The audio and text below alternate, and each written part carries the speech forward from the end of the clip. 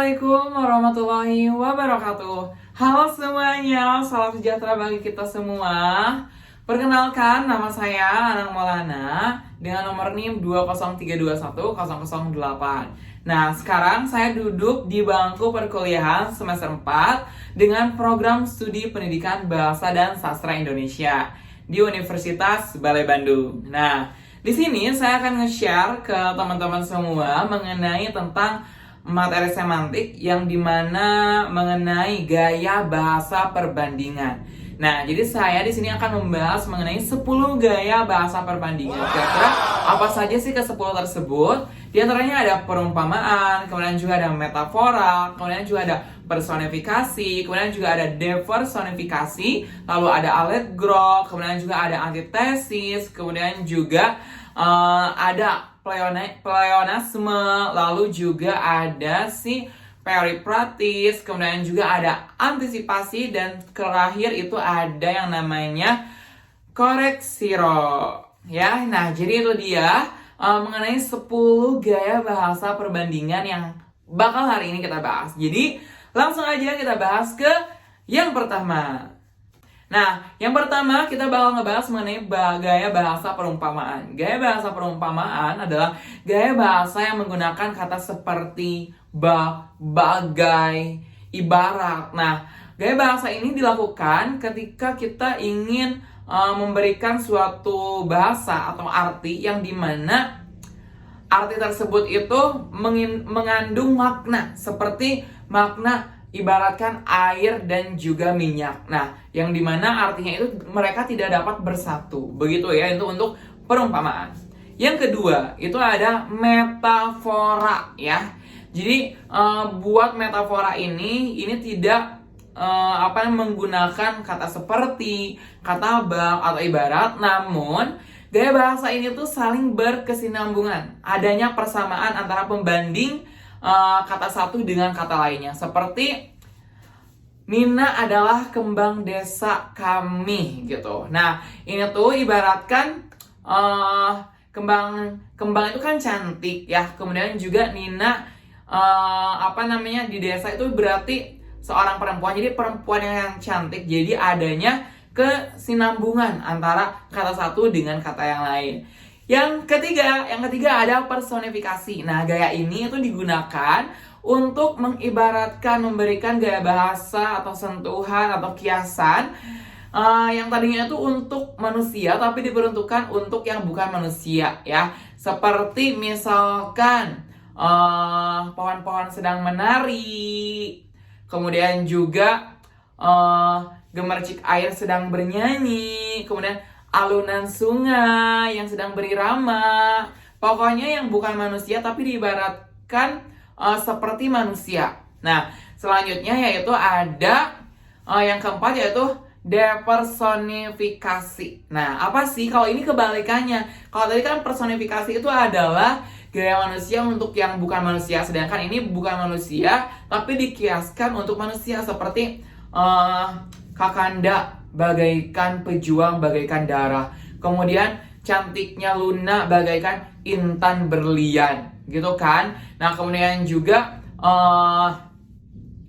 tulang putih bersih sifatnya dari Maulana mungkin. Nah, itu dia. Jadi ada yang tadinya manusia tapi diibaratkan benda-benda yang bukan manusia gitu ya. Itu buat depersonifikasi. Nah, yang kelima itu ada allegro. Allegro itu apa sih? Allegro adalah sebuah cerita yang dimana mengibaratkan atau difokuskan kepada lambang-lambang atau logo-logo yang diwakilkan pada suatu subjek ataupun juga objek, yang dimana subjeknya itu dan objeknya itu bukan manusia tapi cerita runtuh yang ceritanya itu bagaikan peristiwa atau kejadian atau sifat dari manusia. Contohnya seperti ini.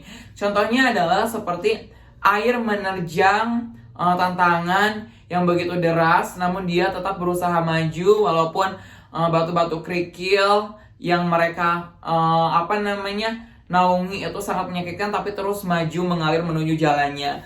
Dia terjatuh dari atas sampai ke bawah, tapi dia tetap mengalir, tetap berusaha dan maju. Nah, seperti itu buat allegro. Nah, yang keenam itu ada antitesis. Antitesis ini adalah gaya bahasa yang dimana adanya perbandingan atau antonim. Jadi tidak ada kesamaan sama sekali. Misalkan kayak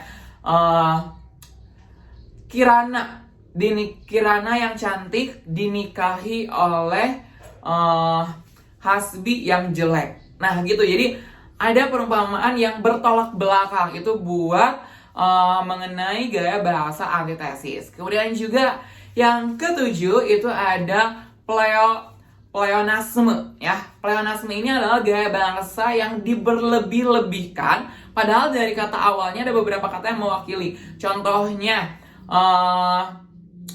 bangkai tikus itu sangat menjijikan, kemudian baunya mengitari ruangan. Nah, itu adalah kata-kata atau gaya bahasa yang berlebihan, padahal tanpa kita dijelaskan ya jijiknya ataupun juga baunya, kita udah tahu gitu. Kita sudah tahu bahwa si yang namanya bangkai itu pasti menjijikan dan juga bau ya teman-teman.